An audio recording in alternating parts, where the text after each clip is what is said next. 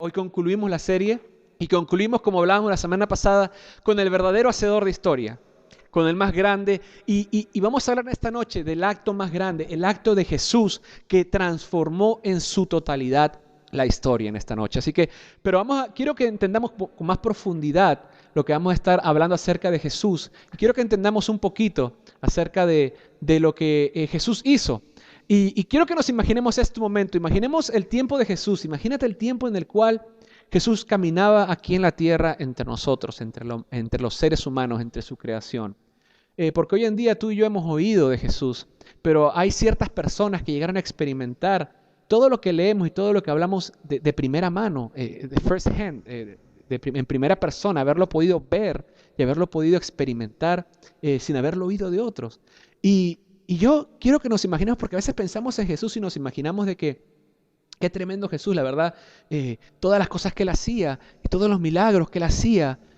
Pero si nos ponemos a pensar en algo y notamos algo importante, es que cuando Jesús estaba caminando entre nosotros, aquí en la tierra, Él no tenía una gran cantidad de seguidores.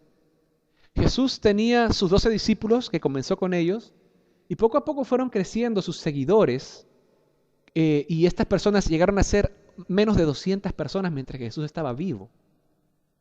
Había solamente un grupo de 200 personas y Él realmente comenzó solamente con 12, en la cual Él se compenetró con estos 12.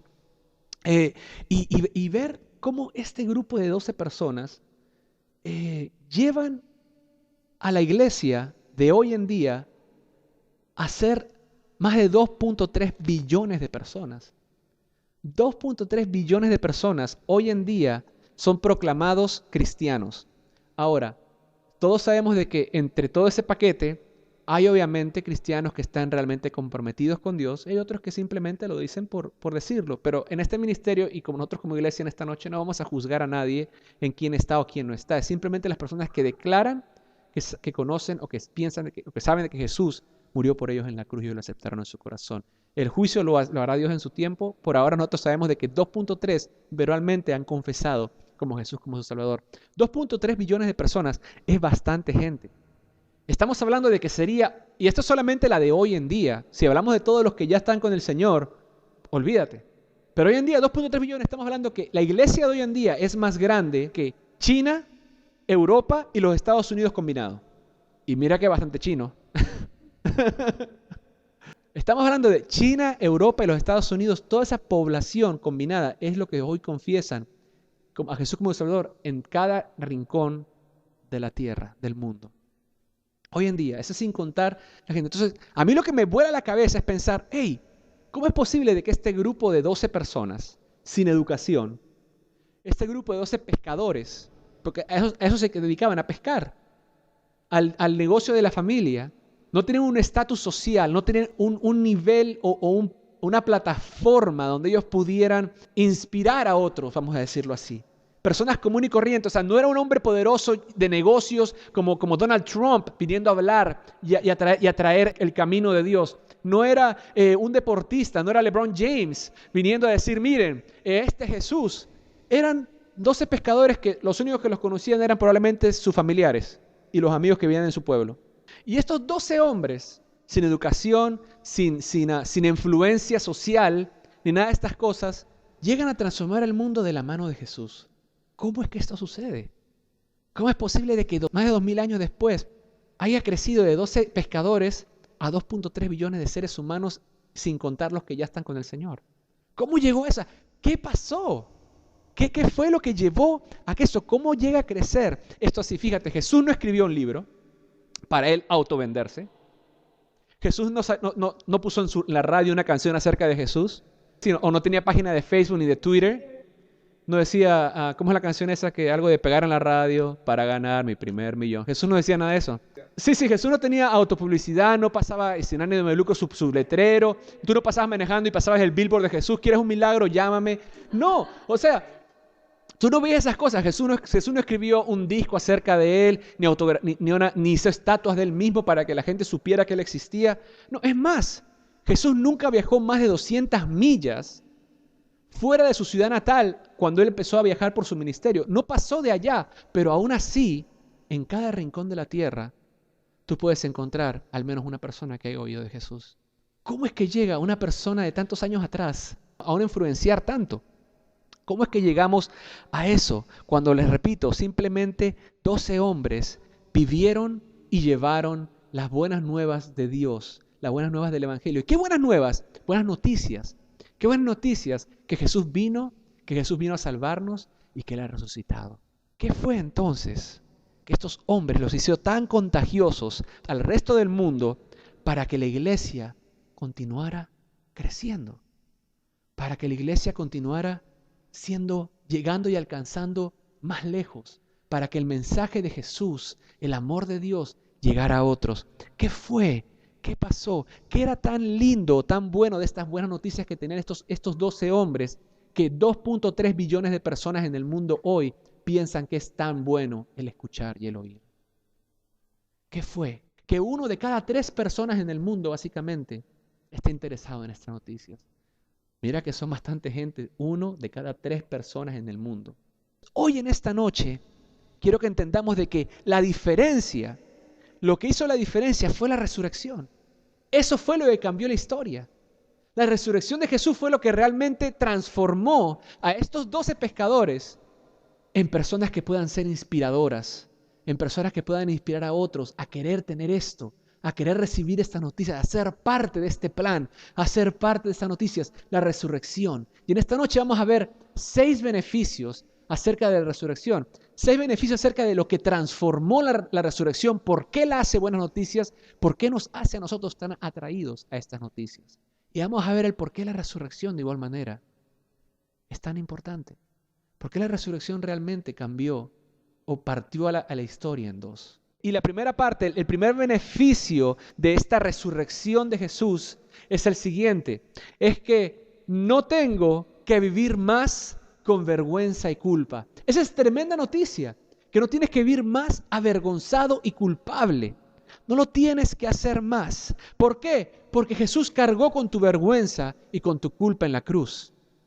Jesús ya cargó con eso. Cuando Él fue a la cruz, Él cargó con tu vergüenza y con tu culpa. ¿Se acuerdan que la semana pasada hablábamos cómo Jesús, cómo cuando uno se avergüenza se cubre? Cuando uno comete un error trata de cubrirse, como Adán y Eva lo hicieron en el Edén. Cuando se dieron cuenta de que ellos habían hecho algo erróneo, su primer instinto fue taparse, fue tratar de cubrir, tratar de bloquear de que hubo algo malo. Esa vergüenza y esa culpa que llevamos por dentro como seres humanos por el pecado, ya no tiene que ser parte de tu vida. Ya no tiene que ser algo que esté en tu cabeza metido de que vas a vivir avergonzado por cómo has hecho cosas o por cómo haces cosas o por cómo vas a hacer algunas cosas. Ya no hay por qué el estar avergonzado. Entonces, amigo, para de castigarte a ti mismo. Muchas veces vivimos nuestras vidas como cristianos aún no perdonándonos a nosotros mismos por los errores que hemos cometido o por algo que hemos hecho. Y pueden haber sido cosas que has hecho hace más de 20 años atrás. Pero aún así te sientes culpable porque en tu mente no puedes pensar cómo en un tiempo pudiste haber hecho o pensado algo así. Y entonces te sientes tan culpable que a veces sabes que Dios te perdonó, pero tú aún te sientes culpable por lo que has hecho. Y aún te sientes como que a lo mejor no has alcanzado el perdón. No estás siendo lo suficientemente bueno hoy en día como para ganarte ese perdón. Pero ya no tienes que hacer nada para ganártelo, porque lo que hizo Jesús en la cruz, Él ya recibió el castigo por ti por lo que has hecho. Recibió el castigo por ti por lo que vas a hacer. Él ya lo recibió. Entonces, amigos, paremos de castigarnos a nosotros mismos por esas cosas, porque todos nos equivocamos. Todos metemos la pata y muchas de esas personas que meten la pata y se equivocan aún viven atormentados por sus errores. Aún viven atormentados por sus metidas de pata. Y amigos, necesitamos entender que la resurrección de Jesús nos quita esa culpa y esa vergüenza. Dios no te creó para que vivieras avergonzado y vivieras sintiéndote culpable. Es por eso que Él envía a Jesús para que muera por ti y por mí. Es por eso que Él hace este sacrificio. Fíjate lo que nos dice Efesios 1:7 al respecto. Efesios 1:7 nos dice que por la muerte de Cristo en la cruz, Dios perdonó nuestros pecados y nos liberó de toda culpa. Esto lo hizo por su inmenso amor. Por la muerte de Cristo en la cruz, fíjate que Él dice estas dos palabras importantes: perdonó y liberó. ¿Qué dos cosas, qué dos beneficios más hermosos acerca de la resurrección y la muerte de Cristo? Nos perdona y nos limpia, y nos hace limpios, nos libera de lo que hemos hecho, de lo que nos hemos equivocado. Es por eso que la resurrección cambia todo. Porque ya dice la palabra de Dios que la paga del pecado es muerte. Y cuando habla de muerte, no solamente habla de nuestra muerte física, sino habla de esa muerte, de una separación entre Dios y el hombre. Esa conexión que puede haber entre Dios y el hombre queda rota por el pecado. Pero cuando Jesús viene y muere en la cruz, Él simplemente nos perdona por ese pecado y entonces nos libera de esa atadura con el pecado y deja que nuestra relación con Dios nuevamente pueda existir. Pueda haber esa unión nuevamente entre el hombre y el ser humano. Es por eso que es una muy buena noticia la resurrección de Jesús. Y quiero que veamos un poco acerca de este sacrificio que Jesús hace en la cruz. Fíjate que cuando Jesús es llevado a juicio, son 6 juicios a los que Él va. Todos esos juicios eran ilegales porque no se podía llevar ningún juicio de noche. Pero ellos hacen los juicios de noche porque estaban desesperados por sacar a Jesús de la pintura. Lo querían sacar de la foto. Ya, sal de aquí, no te queremos ver más. Hay que acabar con Jesús. Y a Jesús lo llevan a 6 diferentes juicios. ¿Y sabes por qué lo llevan a 6 diferentes juicios? Porque en ninguno de ellos podían encontrar algo en que sea culpable. Le pagaron a gente para que vinieran y hablaran mentiras de Jesús y al final ninguna de esas mentiras dio nada porque al final se contradecía uno al otro. Entonces no podían hallar algo, una evidencia fuerte para poder condenar a Jesús a algo, porque Él era libre de cualquier tipo de culpa. Entonces la única culpa en la cual pudieron ellos agarrar a Jesús y poderlo acusar es que Él decía de que Él era el Hijo de Dios. Y entonces decían que era blasfemia, que Él estaba diciendo algo que no era bajo el sistema de creencias que ellos tenían. Y entonces lo estaban básicamente diciendo que Él estaba mintiendo. Y por hablar de esa mentira, pues entonces a Él lo condenan a una muerte. Y no lo condenan a cualquier tipo de muerte, sino lo condenan a una muerte vergonzosa y humillante. Dice la palabra de Dios que entonces lo agarran, lo meten ahí y antes de crucificarlo, que ya era suficiente dolor y suficiente castigo, ellos deciden castigarlo con látigo. Y cuando le dan con látigo en esos tiempos, los látigos eran largos. Ustedes han visto la película de La Pasión de Cristo, tiene algo similar. Tienen los látigos largos y al final de los látigos ellos tienen como que unas especies de púas, garras. Muchas veces ponían piedras o a veces ponían también vidrios en esas puntas para cuando que el látigo te pegara, no solamente te diera, sino que se agarrara de tu carne y te arrancara pedazos de carne. Entonces, por ley, ellos no podían darle a una persona más de 40 latigazos. Porque después de 40 latigazos, probablemente esa persona moría. Ya parece que habían tenido experiencia con eso y habían hecho ley que hasta los 40 podían llegar. Entonces, y si se pasaban de los 40, la persona que había estado dando los latigazos o que había dado la orden de los latigazos, si se pasaban de los 40, a esa persona le iban a tener que hacer lo mismo. Entonces los romanos eran muy cuidadosos en no pasarse de los 40. Y para evitar que se equivocaran contando, siempre paraban por el 39. Entonces a Jesús le dan 39 latigazos de esos, y después que le dan eso, y después de todo el maltrato físico y verbal, pues lo obligan a que cargue su cruz. Y obviamente no puede cargar su cruz hasta allá, le piden a un hombre que lo ayude a cargar la cruz. Lo terminan ayudando, para hacer la historia corta, llega a la cruz, lo crucifican y lo ponen arriba. Algo interesante de la crucifixión es esto, porque quiero que entendamos el precio que Jesús está pagando. Cuando Jesús es crucificado, a Él lo crucifican en la cruz y a Él le clavan también los pies en la cruz. ¿Por qué le clavan los pies? Porque si no le clavan los pies, Jesús muere rápidamente asfixiado. Porque como está ahí, su peso queda levantado para abajo, entonces Él puede respirar para adentro, pero no puede respirar para afuera. Entonces le clavan los pies en la cruz para que Él pueda hacer este movimiento cada vez que Él quiere suspirar para afuera. Pueda tener con qué impulsar un poco el cuerpo para arriba para poder botar el aire para afuera. Entonces, de esa manera el castigo dura más tiempo. De esa manera la persona puede estar crucificada por días, clavada en esa cruz. Jesús no pasó días ahí. Él pasó simplemente horas por todo el abuso que había tomado ya.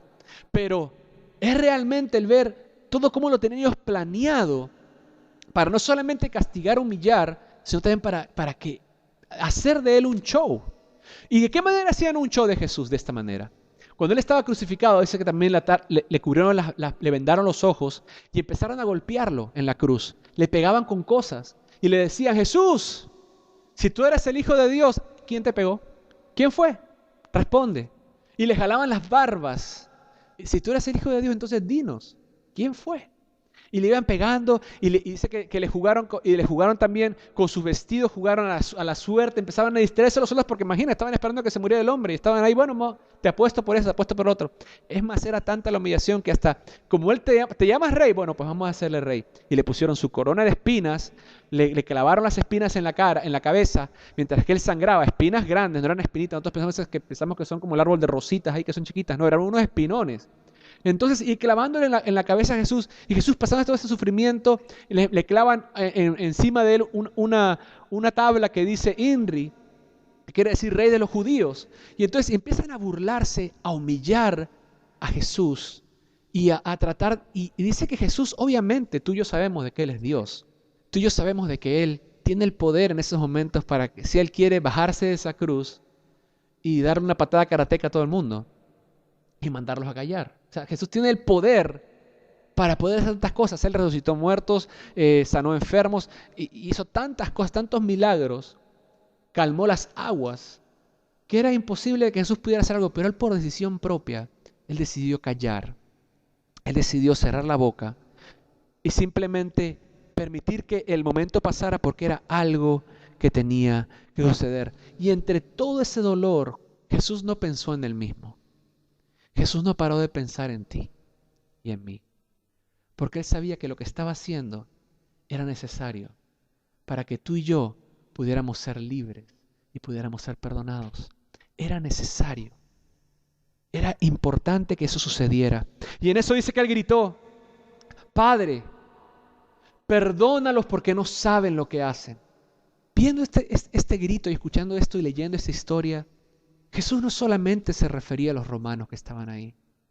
Jesús no solamente se refería a las personas que estaban maltratándolo y abusándolo. Porque ¿quién tú crees que llevó a Jesús a la cruz? Nosotros decimos que fue el propio judío, que fue Judas por entregarlo, que fue quien sea que podemos nombrar ahí, Pilatos, o la gente que estaban ahí, los fariseos. Pero la Biblia nos habla de algo, que la primera persona que entrega a Jesús es Dios.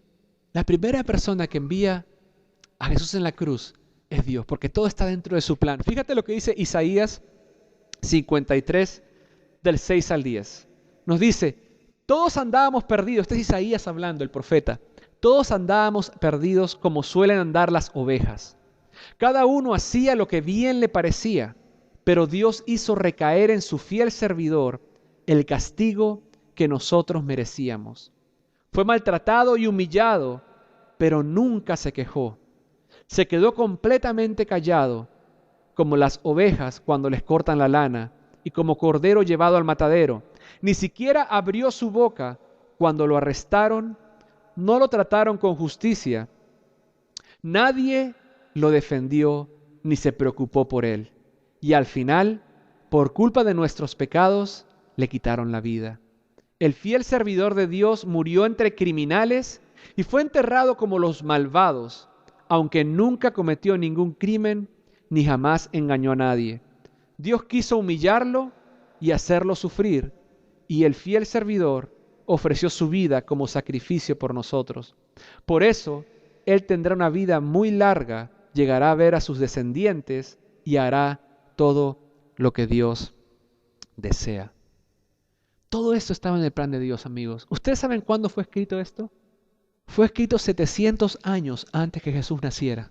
Eso es lo que hace aún más interesante la persona de Jesús. Jesús cumple muchas profecías hechas antes de que Él naciera, cuando Él viene acá a la tierra. Es por eso que demuestra de que Él es Jesús. Él dice quién Él es. Él es quien Él dice ser. Y vemos de que esto que están escribiendo, cuando leemos los evangelios, vemos que se cumple al pie de la letra. De esa manera fue que Jesús murió. Y muchas personas debaten y dicen, no, sí, pero Jesús puede haber tomado la decisión de él tratar de no engañar a nadie y de él hacer tantas cosas para que él cayera dentro de esto, pero Jesús no decidió dónde nacer. Jesús no decidió dónde morir. Jesús no decidió cómo morir. Esa no fue decisión de él. Esa le hicieron otros por él. Y aún así cayó exactamente como esta profecía. Y la segunda persona que lleva a Jesús a la cruz somos tú y yo. Es por eso que dice, por la culpa de nuestros pecados, los tuyos y los míos, los de ellos también, le quitaron la vida. Si tú y yo no hubiéramos pecado nunca y nadie hubiera pecado nunca, Jesús no tenía que morir en la cruz. Jesús al final llega a hacer esto y a vivir esto por ti y por mí, porque nos ama. Y es por eso que esto es una buena noticia. Cuando Jesús muere, amigos, Jesús es enterrado. Y algo interesante pasa, de que como Jesús decía que Él era el Hijo de Dios, como Jesús decía de que Él iba a vencer a la muerte, entonces los romanos se asustan un poco del pueblo y tienen miedo de que el pueblo vayan a ir y a robar el cuerpo de Jesús para crear esta historia de que Jesús resucitó. Tienen miedo, ellos piensan de que no, alguien se lo puede robar, alguien va a querer hacer el vivo y tratar de crear una historia de esto y hacer a Jesús un héroe. Entonces esto no va a pasar. Obviamente ellos no creían que Jesús iba a resucitar porque ellos no creían que Jesús era quien decía que era. Pero por si acaso, ellos deciden llevar a esta tumba, a entrar en esa tumba a Jesús, ponen en la puerta de la entrada de esa tumba una piedra que toma varios hombres poderla colocar. Colocan una piedra inmensa en la puerta de la tumba. No solamente eso, sino que también deciden colocar el sello romano para sellar esa piedra y que nadie pueda abrirlo. Ese sello no se puede abrir, es un sello que ellos tenían no se abre. Entonces ellos pusieron el sello romano y no solamente eso, sino para realmente tener todo bajo cubierta, todas las áreas y que esto no suceda, van y ponen también guardias del ejército romano armados afuera para que nadie trate de robarse el cuerpo de Jesús. Mi pregunta es, ¿dónde están los discípulos de Jesús? Estos 12 pescadores que estábamos hablando al principio, que transformaron la tierra y el mundo. ¿Dónde están estos hombres que experimentaron tantas cosas con Dios? Esos hombres que vieron que Jesús se levantó de la nada y caminó por las aguas. Esos hombres que vieron a Jesús decir al mar que se tranquilice, se tranquilizó. Esos hombres que vieron a niñas resucitar, a hombres resucitar, a ciegos ver nuevamente, a paralíticos caminar. ¿Dónde están esos 12 hombres que convivieron con Jesús por 3 años y medio? Escondidos, asustados, deprimidos, porque los últimos 3 años y medio que han vivido con Jesús habían terminado siendo una farsa, porque parece que Jesús había muerto y entonces se acabó la historia. Entonces tenían miedo que los vayan a encontrar, se fueron a esconder, dijeron, nos cogen acá nosotros, imagínate, también nos hacen lo mismo, nos dan con el latiguito, ay no mamá. Y entonces dijeron, no, olvídate, me voy, nos desaparecemos y todos se escondieron.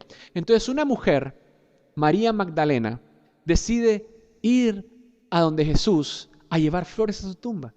Imagínate, ni la misma María creía, Magdalena, no, esta no es la mamá de Jesús, es María Magdalena. Esta mujer ni siquiera creía que Jesús iba a estar vivo. Ella simplemente estaba yendo a honrar al muerto, a llevar sus flores, a acomodar al menos la tumba, a poner afuera flores, algo como nosotros acostumbramos hoy en día cuando vamos a un cementerio. Entonces, cuando ella llega, ella se da una sorpresa grande, que no hay soldados, que el sello está roto, y que la piedra no está. Está movida. Y cuando entra, que el cuerpo no está. Mas todas las vendas están retiradas. Primeramente, si alguien se metió a robar el cuerpo, ¿quién se va a llevar un cuerpo en la condición que estaba el cuerpo de Jesús? Desnudo. Para eso te lo llevas con toda la ropa que tiene, las vendas que tiene puestas. Pero entonces ella llega y no ve nada. Y Jesús no está. Y en eso siente, me imagino yo, que Jesús le da en el hombro con el dedo. Y ella se da vuelta. Y cuando ve a Jesús dice, ¡ay, mamá, el fantasma! Y a uno es Halloween, dice. No, Jesús va y le dice, no tengas miedo. Estoy vivo. Estoy vivo. Cumplí mi promesa. Aquí estoy. Después de 3 días, estoy aquí nuevamente. Anda y dile a todos que estoy vivo. Así es. ¿Por qué buscas a los vivos entre los muertos? Imagínate qué tremendo. ¿Tú te imaginas ese momento? O sea, yo me imagino ahora mismo, yo yendo al cementerio a ver a Jesús y dándole las flores y en eso me encuentro, y no solamente me lo encuentro vacío como para decir, ay, a lo mejor en realidad alguien vino, mató a los soldados, pero ni siquiera había muestras de pelea, de sangre, nada. Y el poder ver ella eso y después ver a Jesús y conversar con Él. La mujer dice que salió rápido y fue para los discípulos a decirle a ellos, ¡hey! ¡Está vivo! Jesús resucitó, está vivo. Y dice que los bendecidos no le creían. No, eso, ¿estás segura? No, eso no puede ser. ¿Cómo va a estar vivo Jesús? No. Y ninguno le creía. ¿Qué cosa hiciste tú que te estás viendo que la tumba está? Ahí debe estar Jesús. Seguro que se lo llevaron los romanos para jugar con nosotros, con nuestras emociones y hacernos pensar de que Él está vivo.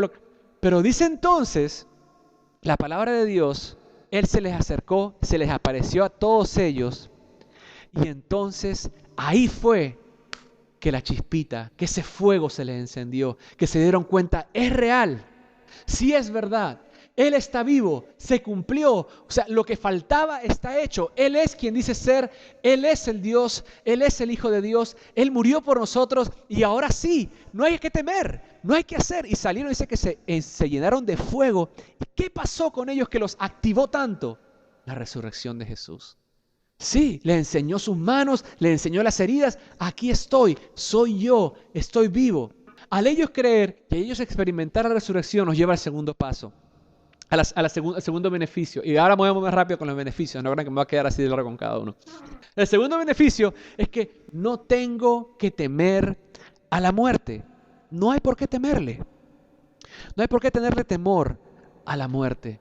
Para nada. ¿Por qué? ¿Por qué no hay que temerle a la muerte? Pues porque el temor más grande del ser humano hoy en día es el morir.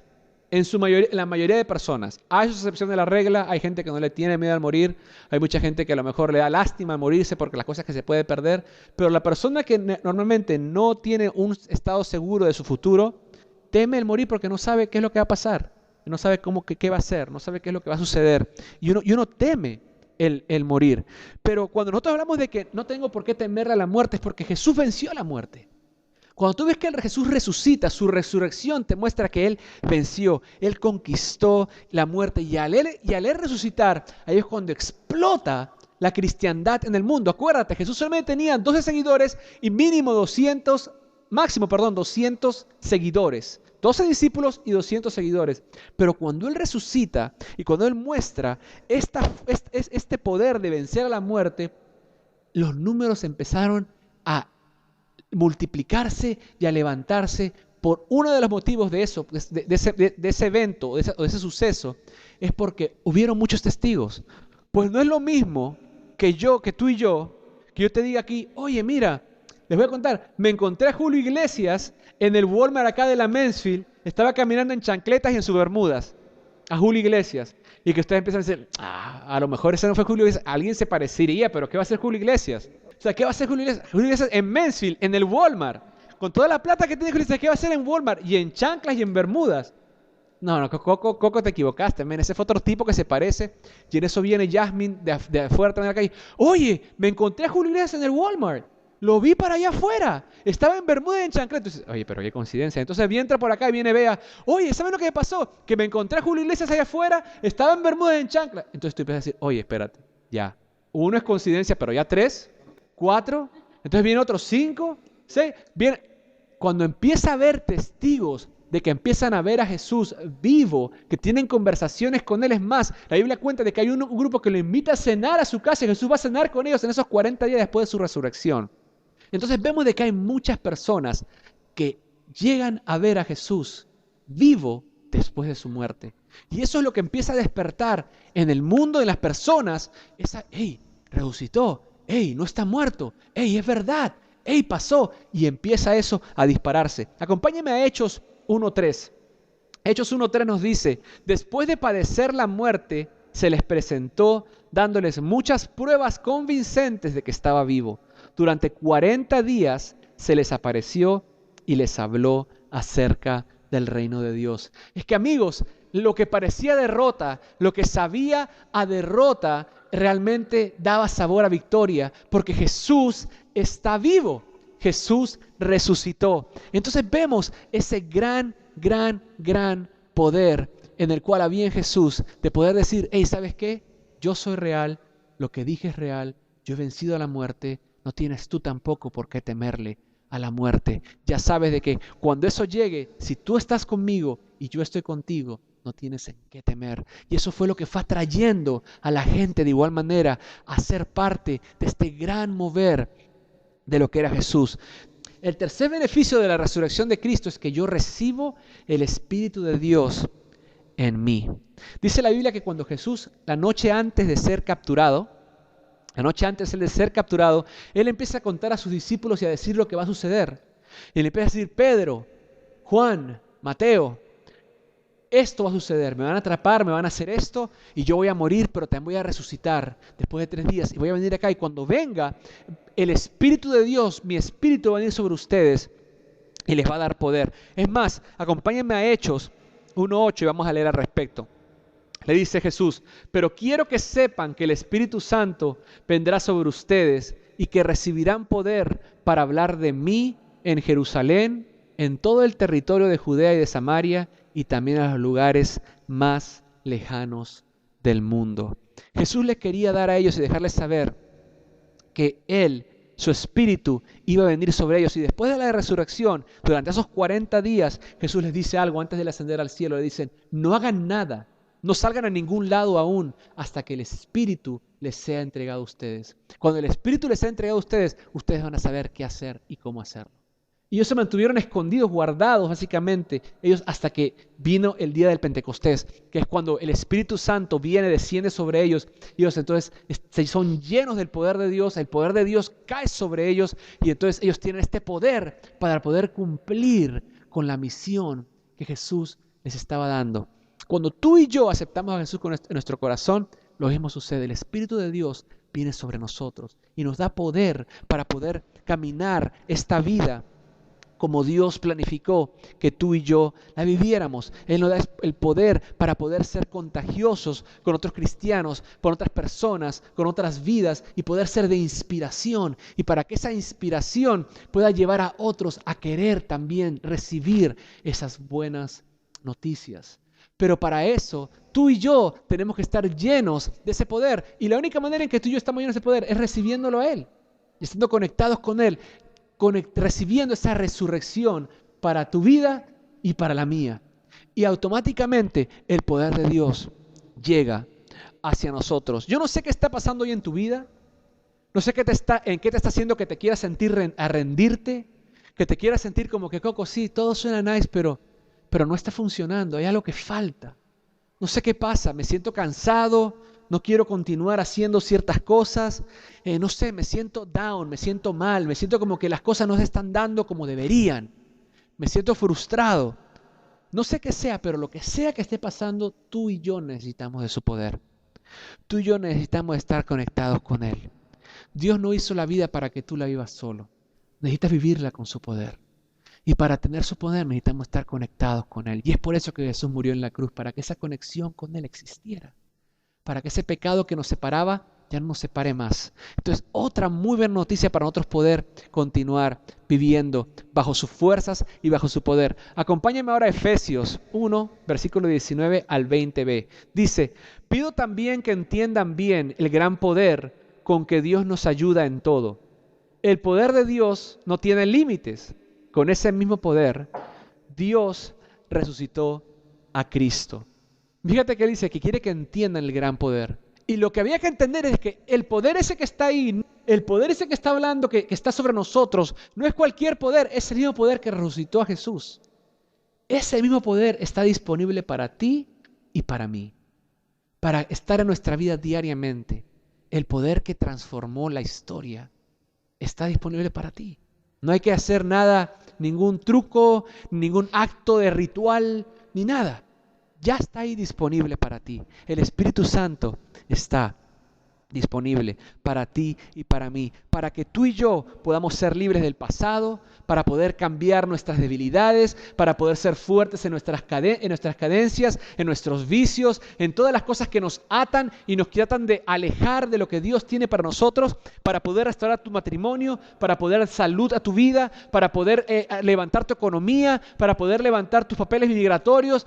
Todas esas cosas que hay, este mismo poder que resucitó a Jesús está disponible para ti y para mí. Así que, amigos, otra muy buen beneficio acerca de la resurrección de Jesús. El cuarto beneficio en esta noche que vamos a estar hablando es que soy amado por Dios incondicionalmente. Dios nunca, amigo, te va a dejar de amar. Nunca te va a dejar de amar. ¿Sabes por qué? Porque el amor de Dios no se basa en quién tú eres. El amor de Dios se basa en quién Él es. Y porque el amor de Dios no se basa en lo que tú haces, sino se basa en lo que Él ya hizo. Voy a repetirlo para que lo entiendas bien. El amor de Dios no se basa en quién tú eres, porque se basa más bien en quién Dios es. Él es amor. Por eso Él te ama. Y no se basa en lo que tú puedes hacer, en qué tan bueno o qué tan malo tú seas. El amor de Dios no cambia, porque el amor de Dios se basa en lo que Él ya hizo en la cruz por ti y por mí.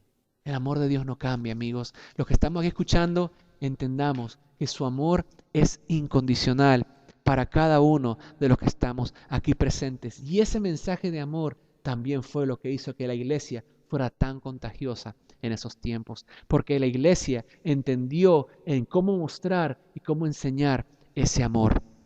Entendió cómo hacerlo. La palabra de Dios nos dice en el versículo más popular de la Biblia, en Juan 3:16, pues Dios amó tanto al mundo que dio a su único Hijo para que todos los que crean en Él no se pierdan, sino que tengan vida eterna. También la Biblia nos habla que Dios es amor. Dios no da amor, Él es amor. Y el que no ama no es de Dios, porque Dios es amor.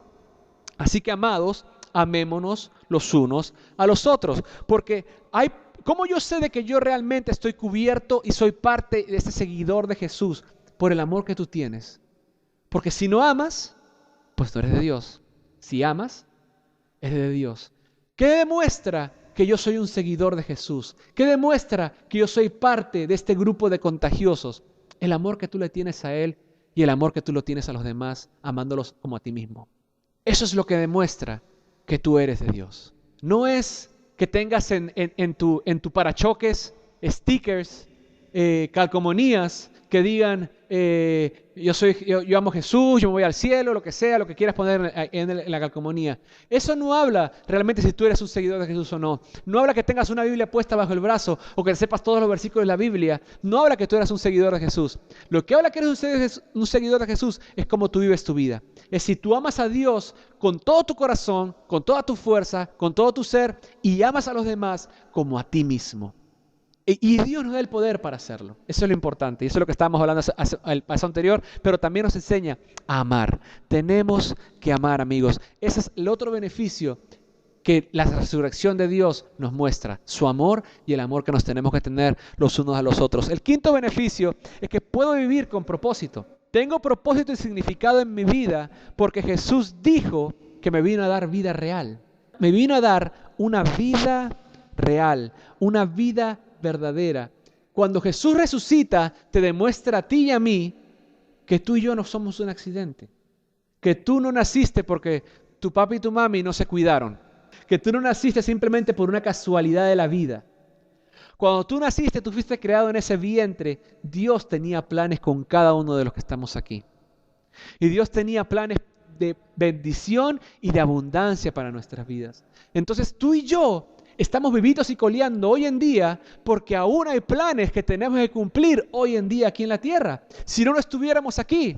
Pero lo importante es que tú y yo podamos enfocarnos en que hay que hacer algo. Que nuestra vida no es simplemente, como hablamos todas nuestras reuniones de acá de vez en cuando, en irte a dormir, levantarte, tomar desayuno, ir a trabajar, llegar a la casa, limpiar la casa, ir a dormir y hacer eso de lunes a viernes y los sábados y domingo pachanga. Eso no es el propósito. Hay más allá de eso. No estoy diciendo que sea malo el tomar desayuno, el ir de pachanga o ir a disfrutar con tu esposa, con tu familia o ir a hacer a lo que tú tengas que hacer para disfrutar. No estoy diciendo que sea malo. Sí, de todo un poco.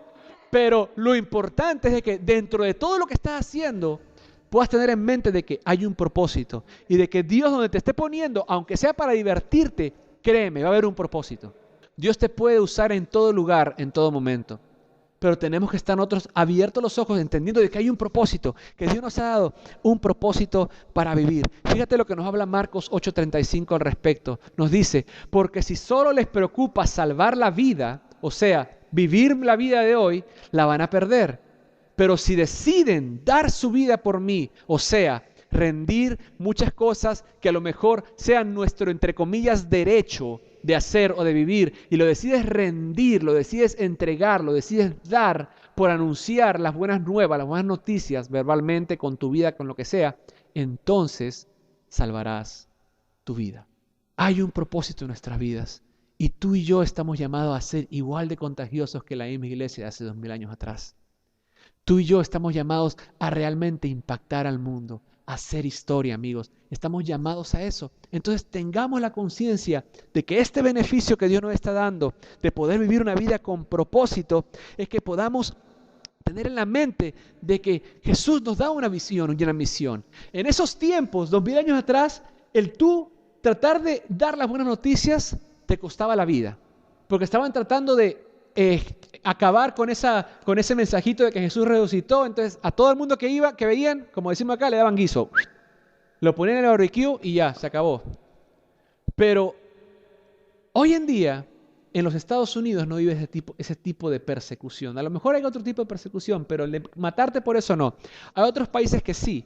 Hoy en día están siendo ejecutados cristianos en otros países. Hoy. Pero aquí, tú y yo no estamos poniendo a riesgo nuestras vidas. ¿Qué está frenándote a ti para cumplir con el propósito en tu vida? Porque no hay nada que realmente te esté poniendo un pare tan estricto como decir, vas a morir. Y hay muchas personas hoy y antes que han estado dispuestos a dar su vida porque han entendido que no tienen que tener temor a la muerte. Porque la resurrección les mostró que que tienen un propósito. Porque la resurrección les mostró lo que vamos a hablar en este sexto beneficio. Les mostró que puedo estar seguro que voy al cielo. Puedes estar seguro que vas al cielo. No hay por qué dudar más. No hay por qué dudar si voy al cielo o al infierno. Muchas veces cuando nosotros íbamos en la iglesia a presentarle las buenas noticias a otras personas en sus casas, íbamos a visitarles y a hablarles de Jesús, le hacemos una pregunta, le decíamos, si tú murieras hoy, ¿irías al cielo? Y la persona nos decía, bueno, no sé. Y le preguntábamos, ¿por qué? Bueno, porque no soy lo suficientemente bueno, no hago las cosas bien, no soy la persona que debería ser, no voy a la iglesia, no oro, y cosas así. Y nosotros le decíamos, bueno, tenemos buenas noticias para ti hoy, porque el cielo es un regalo. El cielo no tienes que hacer nada para ganarte este cielo. No tienes que hacer nada, simplemente creerle a Dios de que Jesús murió por ti y aceptar ese regalo para ti.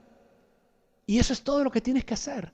Pero hoy en día las personas piensan de que tienen que hacer algo, tienen que ser lo suficientemente buenos para ir al cielo. Y lo que ya se hizo en la cruz es más que suficiente para que tú tengas entrada libre al cielo. Es por eso que esa muerte y esa resurrección, lo que Jesús hizo, nos hace perder temor de lo que nuestro futuro va a ser y nos da seguridad de que lo que sea que pase en nuestras vidas, el día en que nos llegue en dar nuestro último suspiro aquí en la tierra, nuestro próximo paso va a ser estar en la presencia de Dios. El cielo es un lugar real. Jesús y el Apocalipsis nos hablan muy específicamente acerca del cielo. Así que amigos, quiero que me acompañen rápidamente a 1 de Pedro 1:4. Lo dice, alabemos al Dios y Padre de nuestro Señor Jesucristo, que nos ha hecho nacer de nuevo y nos ha dado una vida con esperanza. Esto lo ha hecho Dios por su gran amor hacia nosotros y por el poder que mostró cuando resucitó a Jesucristo de entre los muertos, y de que nos dará todo lo que nos ha prometido y que tiene guardado en el cielo. Lo que nos ha prometido no puede destruirse, ni mancharse, ni marchitarse. Amigo, lo que te espera en el cielo es eterno. Todos los beneficios, todas las bendiciones que Dios quiere darte por esa resurrección es eterno. Es por eso que su resurrección es tan importante. Es por eso que esta Semana Santa nos enseña tantos beneficios, tantas bendiciones. Pero lo que más importante que nos enseña la Semana Santa, que nos recuerda la Semana Santa, es que Jesús nos mostró que Él era quien Él dijo que Él era. Fíjate, amigos, que si Jesús no resucitaba, todos deberíamos estar como los discípulos escondidos a que no nos vayan a apalear por estar hablando de Jesús. Porque si Jesús no resucita, entonces Jesús simplemente era un hombre más, no era el Hijo de Dios. Pero al Él resucitar, Él nos demuestra que realmente Él es el camino, Él es la verdad y Él es la vida. Amigos, Jesús era quien Él dijo que era. Él fue el transformador de historia. Él fue el que realmente cambió todo. Su resurrección es por eso que es sumamente importante y su resurrección cambia la historia. Amigos, como iglesia, estamos llamados de igual manera a nosotros poder ser igual de contagiosos. Tenemos el mismo poder, tenemos los mismos beneficios, hemos sido llenos con el mismo Dios. Así que amigos, les quiero motivar en esta noche a que recordemos en ese tiempo y podamos tener un tiempo en esta noche de poder orar. Y vamos a orar en estos momentos, les voy a pedir que me acompañen en oración. Señor, te damos gracias, mi Rey, por este tiempo, Señor. Gracias, Padre, por tu amor. Gracias, Señor, por tu misericordia. Gracias Dios por tu resurrección. Gracias Señor por hacer historia con tu vida y enseñarnos y motivarnos y llevarnos Señor a poder de igual manera hacer historia con las nuestras. A poder poner nuestro granito de arena en tus propósitos Señor. A poder ser parte de tus planes Señor. Y a poder disfrutar de tus beneficios mi Dios. Gracias Padre porque hoy tenemos tantas cosas que celebrar Señor. Porque hace 2000 años atrás mi Dios hiciste tanto sacrificio por nosotros, mi Rey, y nos mostraste que tú realmente eres quien tú dices que eres, el Hijo de Dios, Señor. Te damos gracias por tu amor, Señor. Permítenos, mi Dios, en esta noche adorarte, mi Rey, en esta noche darte gloria a ti, mi Dios. En el nombre de Jesús. Amén.